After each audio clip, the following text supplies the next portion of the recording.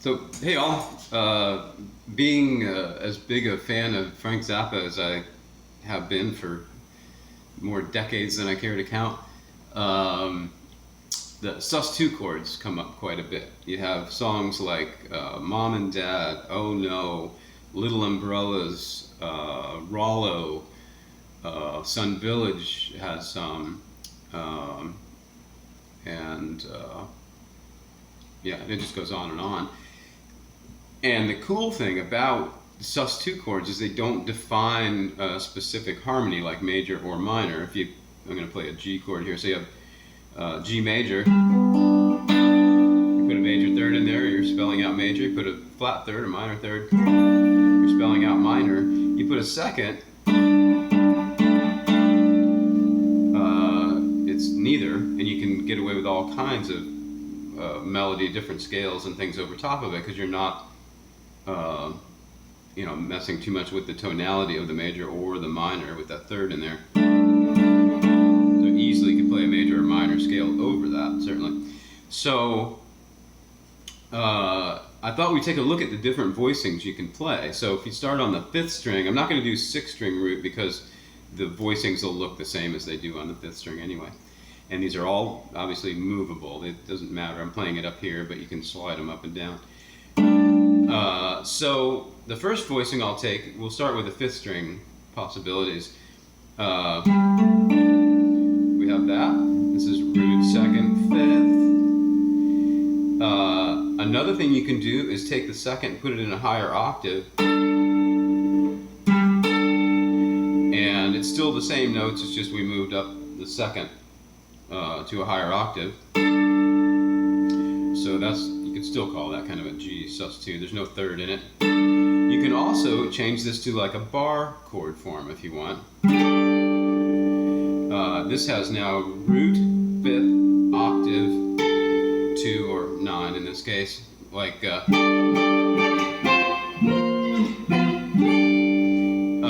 So let's move on to the 4th string now.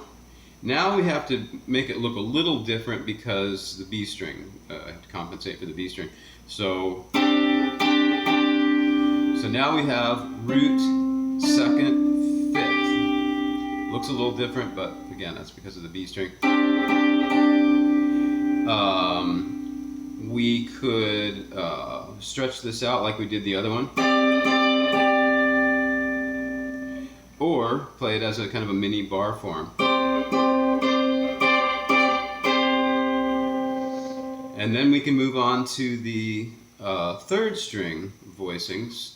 And here I'm just going to show 2. This is going to be root, 2nd, 5th.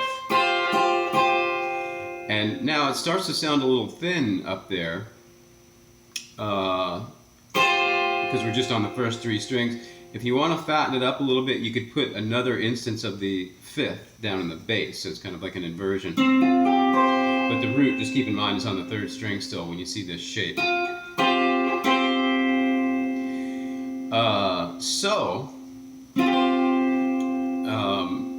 Another thing to think about is, or that's just kind of interesting to me, is if you take a voice, I'm going to go back to the first one now, the 5th string root.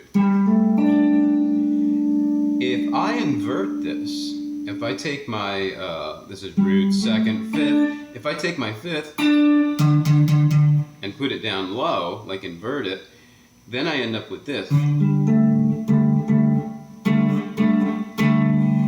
It's still the same note, same 3 notes, but the interesting thing is if you choose to look at this as now, this is D on the low end, it becomes a D sus4. It's root 4, 5. So a sus2, sometimes when you invert it, you end up with a sus4. Just kind of an interesting thought. But anyway, it's just cool to know if you see that in sheet music, you know what voicing can you use. I have a video on Sun Village where there's a little piece that goes, I haven't played it in a long time, so it goes,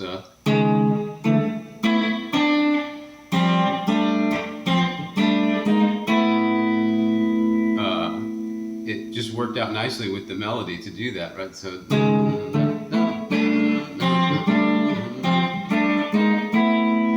and if you know a bunch of different voicings, is where I was going with that. You could follow a melody around nicely. Maybe one voicing or inversion doesn't work, you just move it to another string, or in different inversion, or up the neck. And so hopefully that helps in terms of seeing those sus2 voicings. And if that wasn't enough, I'm going to leave a chord melody arrangement of the whole tune, Idiot Bastard Son, in a link in the comments, in case anybody's interested in learning that song. I've only just finished arranging it recently, and it's just a gorgeous tune. I also plan on doing, I think I haven't done this, Little Umbrellas also, because that's got some sus2 in it, and it's just a really unique tune.